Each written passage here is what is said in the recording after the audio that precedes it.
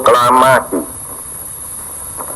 kami, bangsa Indonesia, dengan ini menyatakan kemerdekaan Indonesia.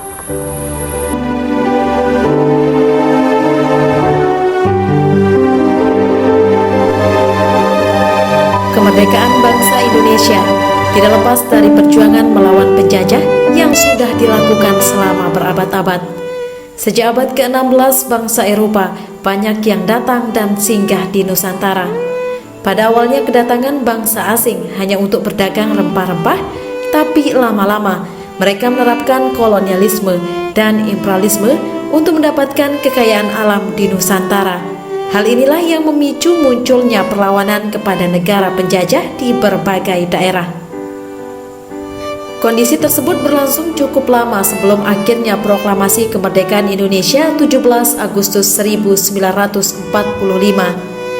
Perjuangan sebelum abad ke-20, baik perjuangan bersifat lokal atau kedaerahan, secara fisik dengan menggunakan senjata tradisional seperti bambu runcing, golok, atau senjata tradisional lainnya, dipimpin oleh tokoh-tokoh karismatik seperti bangsawan atau tokoh agama.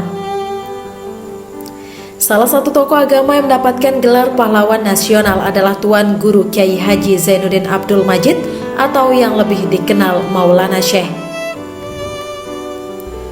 Maulana Syekh lahir di Pancor 18 Rabiul Awal 1326 Hijriah atau 20 April 1908. Lahir di tengah menancapnya penjajahan Hindia Belanda di Pulau Lombok, menyingkirkan penguasaan kerajaan Hindu Bali yang sudah lama menguasai tanah Lombok. Sementara itu tahun 1923, Maulana Syekh memilih tinggal di Mekah dan belajar di Madrasah As-Salatiyah di saat Jazirah Arab ada dalam masa transisi perubahan politik yang radikal, ditandai dengan meluasnya gerakan nasional negara-negara Arab, runtuhnya kekhalifahan Ottoman Turki, hingga berdirinya kerajaan Arab Saudi. Predikat mumtaz atau summa cum laude sempurna disandang saat menyelesaikan studi di Madrasah As-Salatiyah Mekah tahun 1932. Tepat pada tahun 1934, Zainuddin muda kembali ke Lombok. Tanpa kenal lelah, ia langsung memulai perjuangannya dengan mendirikan pesantren Al-Mujahidin. Sebagai aksi nyata atas kondisi bangsanya yang terjajah dan terbelakang, 2 tahun kemudian Zainuddin mengajukan izin ke pemerintah kolonial Belanda untuk membuka Madrasah Nahdlatul Wathon Diniyah Islamiyah NWDI dan mulai beroperasi pada tahun 1937. Nama Madrasah Nahdlatul Wathon yang berarti pergerakan tanah air sebagai bentuk sikap dan visi Tuan Guru Kyai Haji Muhammad Zainuddin Abdul Majid yang sudah meletakkan perjuangannya ke dalam konteks negara dan bangsa. Meskipun sudah diizinkan beroperasi, namun perjuangan tidak berhenti sampai di sana. Meskipun sudah diizinkan beroperasi, pemerintah kolonial tetap melakukan pengawasan ketat terhadap madrasah ini karena dianggap membahayakan pemerintah kolonial. Perjuangan dan kerikil tajam yang dilalui Zainuddin kini membuahkan hasil sehingga madrasah ini tetap beroperasi sampai detik ini.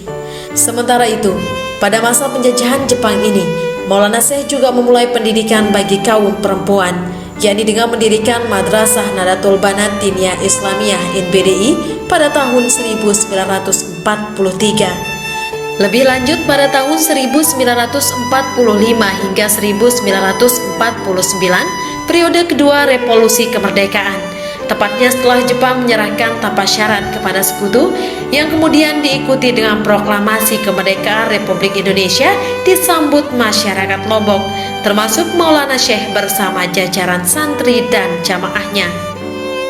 Meskipun informasi mengenai kemerdekaan ini diterima masyarakat Lombok pada bulan Oktober 1945, pasca berita kemerdekaan, penyerangan pos militer Jepang berlangsung, termasuk di Lombok Timur dengan aksi penyerangan kamp militer Jepang di Labuhan Haji pada penghujung tahun 1945.